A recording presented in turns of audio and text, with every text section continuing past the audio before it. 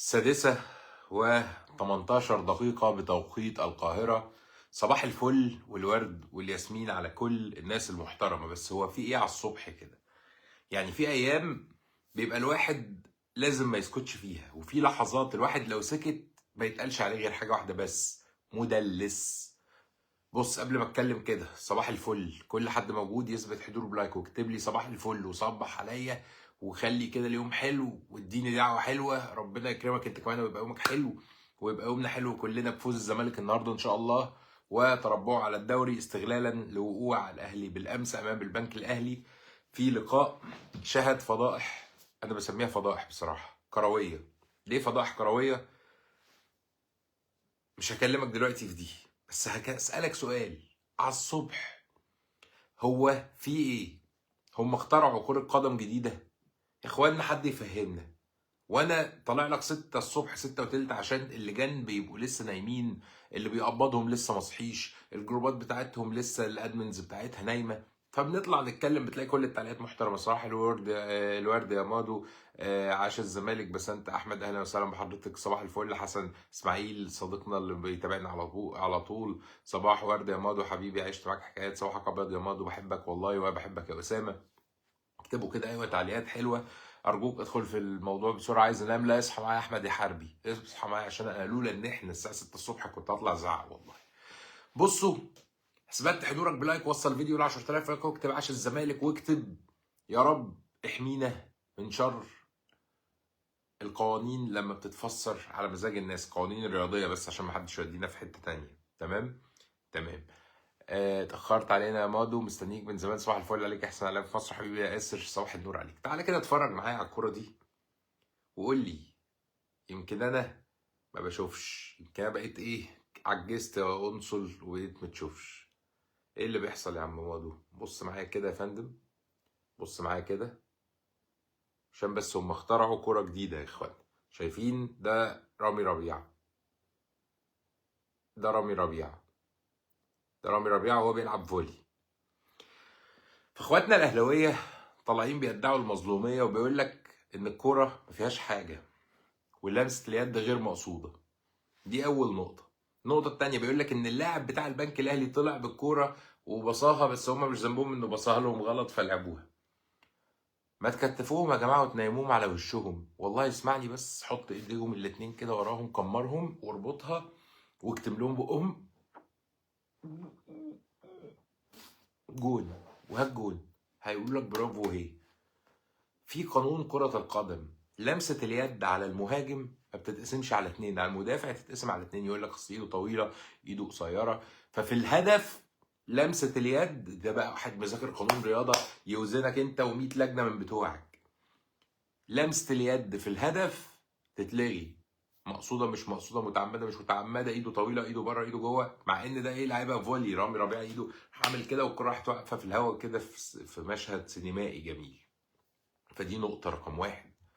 طب نقطة رقم اتنين، اللعيب التاني طفش الكورة، راح اللعيب واخدها لعيبة عرضية جت جون. يعني انا ما شفتش الماتش على فكرة امبارح، عشان كده انا طالع لك دلوقتي متعصب، فقعدت اتفرج عليه واشوف المستويات والفضائح الرياضية والمستويات الجميل والتحكيم اللي ما طردش مروان عطية.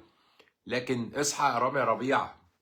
واللي عاجبني بقى بعد كل ده، رامي ربيعة جايب الكورة وهي جاية في ايده، وهو متأكد انها جاية في ايده، والمخرج متاكد انها جايه في ايده، والكواليني قاعد بيذيع مش راضي يقول انها جت في ايده، اللي هو ايه، يا رب ما ياخدوش بالهم يا رب. لا باينه، باينه. حرامي ربيعه جايب الجون وراح عمل ايه؟ ادوجن نام. انا بقول له شكرا رامي ربيعه، الاحتفال ده رامي ربيعه بجد وش السعد عليه يعني، وعلينا مش عليه هو. بص، اول ما بشوف رامي ربيعه راح عامل، ببقى عايز اقول له حبيبي يا رامي ربنا يخليك. رامي ربيعه نام من هنا، راح الجون ملغي من هنا. طب الكرة يا كابتن جايه في ايدك، طب الضمير ايه؟ طب احساسك ايه قدام نفسك وانت بتحتفل بجون والكرة جايه في ايدك؟ وكابتن محمد رمضان اتخانق مع رامي ربيعه علشان خاطر الموضوع بتاع الاحتفال ده، وقال له احتفالك ده مش حلو ومش هتعملوش تاني وحاجات كده. كابتن مدحت شلبي قال كده. فامور غريبه بصراحه. فيطلع بعض الحكام يقول لك لا الكرة ما فيهاش حاجه والجون غلط ان الفار تدخل. هو انتوا يا جماعه عايزين تدلسوا؟ هو انتوا هوايتكم التطبيل؟ هو انتوا عايزين تخترعوا قانون جديد، ولا عشان هي عدت ليحيى عطية الله فتعدي رامي ربيعة؟ هو الاتنين اهلاويه بقى يا عم، برضه بقى ما تبقاش محبكها كده، وخليك حيادي، خليك حيادي عشان الريتش يعلى واللايكات تعلى والشير يعلى. طب اعمل اللي انت لايك يا زملكاوي، ويا اهلاوي اللي عندك ضمير اعمل لايك. انا بحبك والله مش بكرهك، لكن انا عايز نلعب رياضه. طيب دلوقتي الساعه كام يا جماعه؟ دلوقتي الساعه 6 23 دقيقه او 24 دقيقه. انا بقول لك من دلوقتي في ماتش الزمالك بعد 12 ساعه هتلاقي فيه فضيحه تحكيميه ضد الزمالك. انا بقول لك من دلوقتي زي ما قلتها لك الماتش اللي فات، فضيحه تحكيميه. فبقول للعيبه الزمالك، انا عارف ان انا هخلص الفيديو ده وهلاقي كام واحد فيكم ناكشني يا موضوع صباح الفل، صباح يا حبايبي فلان وعلان وترتان، بس مش مهم مين الاسماء.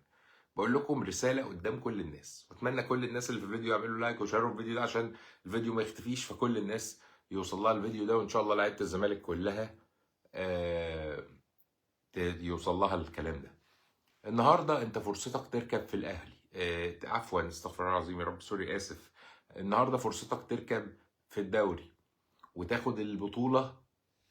كان زمانك النهارده هتفرق عن الاهلي 4 نقط، لكن معلش فوزك النهارده يمحي الخساره اللي فاتت. ودايما بقول خساره في الدوري احسن من تعادلين، ودي دايما قاعدتي، اخسر مره واكسب 2 احسن من لما تتعادل 3 مرات.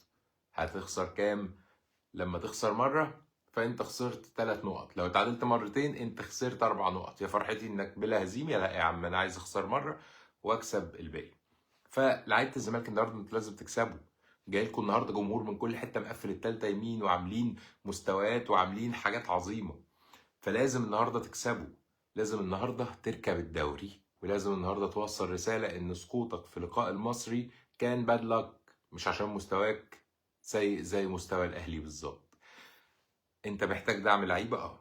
طيب في صفقات بتخلص، في صفقات خلصه. بقول لك صفقه اوفي ايجاريا تمت، وده خبر حصري لحضراتكم، تمت. باقي حاجة قد كده اهو، أبسط وأسهل حاجة ما بين الوكيل وشوية تفاصيل كده، لكن اعتبر الصفقة خلصت.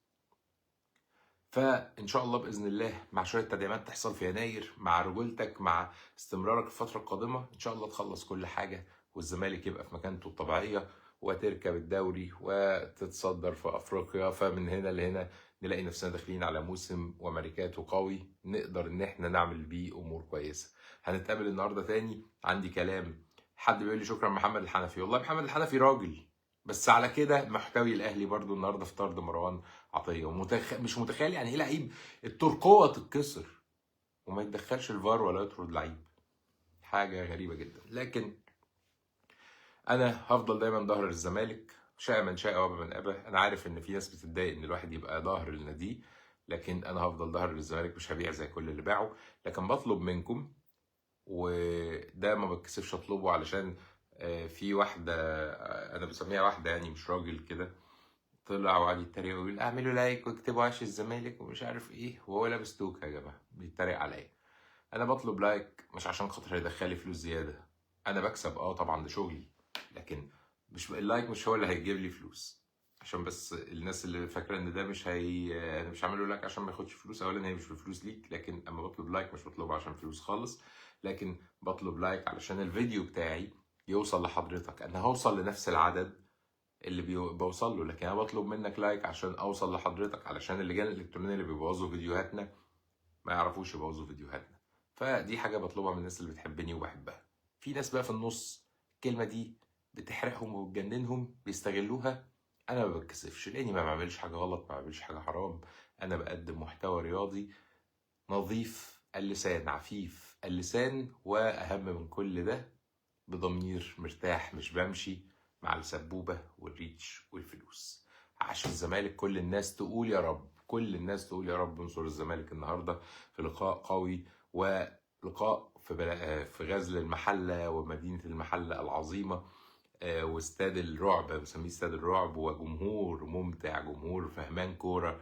فتحياتي للمحلة ولكل لزعيمة الفلاحين زي ما بيقولوا كده. وان شاء الله باذن الله يكون لقاء يليق بالكبيرين، نادي الزمالك العظيم ونادي المحل صاحب الجماهير العظيمه. من نيويورك مساء الفل عليك، مساء النور عليك يا فندم.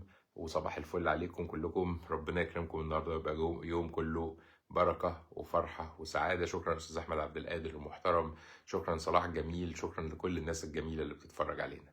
صباحكم فل، صباحكم سكر زياده. شكرا ابراهيم شمس من السعوديه، شكرا لكل الناس. اكتبوا لي بتتفرجوا منين وهخش ارد عليكم واحد واحد. السلام عليكم.